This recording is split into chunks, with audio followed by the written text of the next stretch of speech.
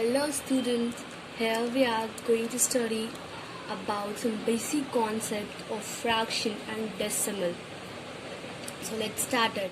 As you are looking, we are going to study about what do you mean by fraction, type of fraction, just like proper, improper, mixed, equivalent. Operation on fraction is fundamental operation like addition, subtraction, multiplication and division on fraction. जैसा कि आप लोग ने पिछले class में मतलब पहले की क्लासेस में पढ़ा होगा कि फ्रैक्शन का मतलब होता है part of whole. Do you know what that means? It means that there is a whole part, there is a whole thing, and we are going to represent about the part. It's like we have a chapati, and it should be divided into 3 parts. The first person will get some fraction. Why we are saying fraction? Because we can't divide one chapati and give it to the 3 person. So we have to take its part. Take it up. The one person will get 1/3 part. Understood? Let's move on. Fraction के 2 part होते हैं. Let's take an example. 1/3. ऊपर वाला को हम लोग बोलते हैं न्यूमरेटर एंड नीचे वाला को बोलते हैं डिनोमिनेटर. ये आपको मैं इसलिए बता रही हूँ ताकि इसी के बेसिस पे मैं आपको समझा सकूँ कि what do mean by proper fraction, improper fraction, mixed fraction and equivalent fraction. Let's see. We have discussed about fraction, the parts, and now we are going to discuss about types of fraction. हम लोग जो types पढ़ेंगे fraction का उस पे होगा कि numerator बड़ा हो डिनोमिनेटर से तो वो इम्प्रॉपर होगा. बस ये आप याद कर लीजिए, आपको डेफिनेशन से याद हो जाएंगे.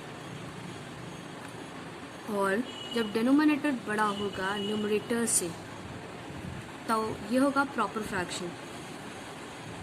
ठीक, तो फर्स्ट देखते हैं हम लोग improper fraction.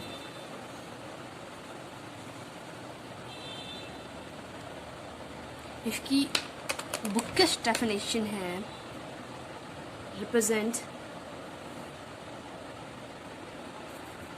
a combination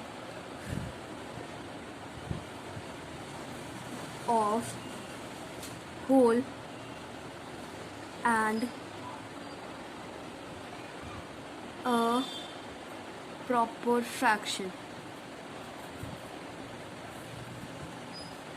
Wait a minute, मैं आपको समझाती हूँ क्या इसका मतलब है. जैसे कि मैंने बोला कि न्यूमरेटर का पजामा का, ठीक है, ये है डेफिनेशन. इसका मतलब क्या होता है मैं आपको बताती हूँ. यानी क्या बोला कि न्यूमरेटर बड़ा होगा डिनोमिनेटर से तब होगा इम्प्रॉपर फ्रैक्शन. मैंने इससे स्टार्ट इसलिए किया क्योंकि आप एक बताइए, अगर किसी चीज़ का पार्ट को रिप्रेजेंट करना है, मतलब अगर आपको एक बॉक्स भरी हुई चॉकलेट दिया जाए, ये ज़्यादा है, या आपको उसका कुछ पार्ट दिया जाए, ये ज़्यादा है, बिकॉज ये ज़्यादा है. इसका मतलब क्या कि फ्रैक्शन जो मतलब जो रियल फ्रैक्शंस होते हैं जैसे 1/3 उसमें न्यूमरेटर हमेशा छोटा होता है. इसीलिए ये यहाँ पे न्यूमरेटर बड़ा है तो इसलिए इसको इम्प्रॉपर बोला जाता है. यहाँ पे कॉम्बिनेशन ऑफ होल का मतलब है, लेट्स टेक फॉर एग्जाम्पल किसको भी ले लीजिए 6/3. 6/3 मैं इसलिए नहीं ले रही क्योंकि इसको काटने के बाद 2 आ जाता है, तो ये तो खुद एक होल को रिप्रेजेंट करता है, इसलिए ये ना लेके मैं लिखती हूँ 6/4. ठीक, अगर इसको आप सिंपलेस्ट भी कीजिएगा तो ये आएगा 2/3. ठीक, आगे बढ़ते हैं. हमारा था सिंपलेस्ट करने के बाद क्या 3/2. आपने मिक्स फ्रैक्शन पहले पढ़ा होगा तो इसका कुछ कॉन्सेप्ट याद होगा आपको कि इसको अगर इस तरह से डिवाइड किया जाए तो कुछ ये आता है. तो मिक्स फ्रैक्शन को कैसे लिखते थे, जो क्वोशिएंट होता था इसको यहाँ जो रिमाइंडर होता था उसको यहाँ, और जो क्वोशंट होता था उसको यहाँ लिखते थे। इसको हम लोग कुछ इस तरह से भी लिख सकते हैं। देखिए इसका मतलब क्या है आपको, 3.5 का मतलब क्या हुआ कि 2 पार्ट जो बना हुआ है उसका 1 पार्ट मिले और एक एक्स्ट्रा भी मिल जाए। इसका मतलब कि आपको एक चॉकलेट बॉक्स भी मिला है और उस दूसरे चॉकलेट बॉक्स का आधा भी मिला है। Of course it is bigger, so it represents combination of whole and a proper fraction. यहाँ पे क्या है, ये एक होल है, होल नंबर है 1, और 1/2 क्या है, ये एक फ्रैक्शन है, इसीलिए इसको हम बोलते हैं इम्प्रॉपर फ्रैक्शन। समझ में आया? दूसरा एग्जाम्पल ले लेते हैं। Example number 2, 4/3। सही, इसको मिक्स फ्रैक्शन कैसे लिख सकते हैं हम लोग? मैं इसको फिर से समझाऊंगी मिक्स फ्रैक्शन कैसे लिखा जाता है। 3, 4, 1, 3, 1। जो इसका डिवाइज़र होता है उसको हम लोग नीचे लिखते हैं, जिसका क्वोशंट होता है उसको यहाँ लिखते हैं, और जो रिमाइंडर होता है उसको यहाँ लिखते हैं। मैं इसको हाईलाइट कर देती हूँ। Is my friend. तो ये यहाँ वाला 1 ये गया है, यहाँ वाला ये है, और यहाँ वाला ये है। ये मिक्स फ्रैक्शंस को कहते हैं। इसको हम लोग आगे पढ़ेंगे। समझ में आ गया? चलिए आगे बढ़ते हैं। प्रॉपर फ्रैक्शन, ये बहुत आसान है। मैंने क्या बोला, फ्रैक्शन का मतलब होता है पार्ट ऑफ होल। मतलब उसका जो न्यूमरेटर है वो डिनोमिनेटर से छोटा होना चाहिए, या फिर दूसरे वर्ड्स में कहा जाए तो डिनोमिनेटर को बड़ा होना चाहिए। तो कोई भी एग्जाम्पल ले लीजिए। फॉर एग्जाम्पल 1/3, यहाँ पे ये न्यूमरेटर है और ये डिनोमिनेटर है। यहाँ पे ऑफकोर्स आपको दिख रहा होगा कि न्यूमरेटर जो है वो डिनोमिनेटर से छोटा है। प्रॉपर फ्रैक्शन जो होता है वो उस फ्रैक्शन की तरह जिसका डेफिनेशन हो सकता है part as a whole, because it is a part as a whole. ठीक है। तो मैं आपको पहले एनसीईआरटी करवाऊंगी। अगर हम लोग को आपने सपोर्ट किया, 5 to 10 लाख लाइक्स तक कुछ आया, तो हम लोग कुछ और बुक्स का भी रेफर करके आपको पढ़ाएंगे। Please support us. Okay, then we have read about proper, improper and then equivalent fraction. आपको बहुत सारे ऐसे क्वेश्चन मिलेंगे, direct question, that's find 4 equivalent fraction of 1/3. Right? Then how we can write and what do you mean by equivalent fraction? We are going to look up here. तो equivalent fraction होते क्या है, उसी की तरह equivalent क्या represent करता है कि वो इक्वल फ्रैक्शंस होंगे। Let's take look at for the example that उसको अगर हम लोग 2 से मल्टीप्लाई करते हैं, ठीक, तो आता है 2/6। ये एक नया फ्रैक्शन है, लेकिन ये 1/3 के इक्वल ही है। कैसे कह सकते हैं हम लोग, उसको अगर डिवाइड किया जाए, सिंपल किया जाए, तो क्या आया, 1/3 ही आया। तो ये एक इक्विवेलेंट फ्रैक्शन है। इस क्वेश्चन को सॉल्व करते हैं हम लोग।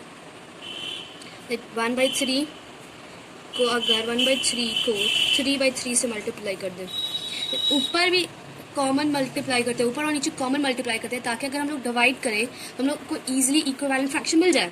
जैसे यहाँ पे 3/9, 1/3 into 4/4, 4/12, then 1/3 into 5/5 equal to 5/15। तो लिख सकते हैं 5 equivalent fractions are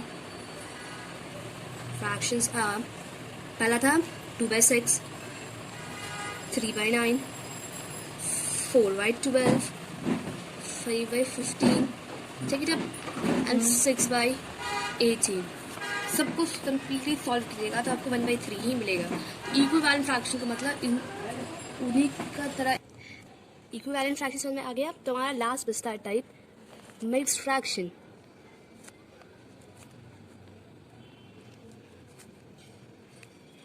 mixed fraction का एग्जाम्पल है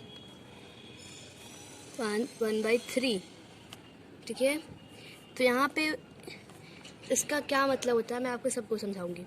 ये जो होता है वो होल को रिप्रेजेंट करता है, मतलब ये जो फुल होता है, और ये जो होता है ये पार्ट को रिप्रेजेंट करता है।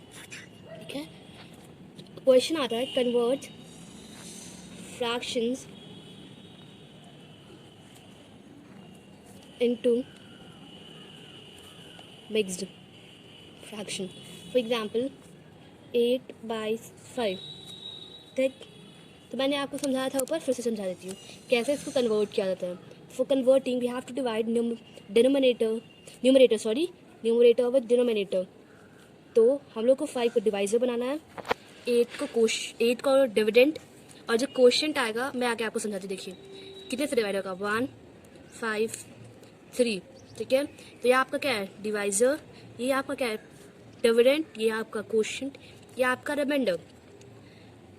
जो डिवाइजर होता है मतलब जो नीचे वाला डिनोमिनेटर तो वो सेम होता है, वो 5 होगा. ठीक है, बट जो डिवाइजर है वो यहाँ पे आ जाएगा. देन क्वोशिएंट होता है वो यहाँ आ जाता है. ठीक है, एंड देन डिवाइजर, और जो रिमाइंडर होता है वो यहाँ आ जाता है. ठीक, तो ये हमारा हुआ मिक्स फ्रैक्शन फॉर 8/5. हम लोग इसको चेक भी कर सकते हैं.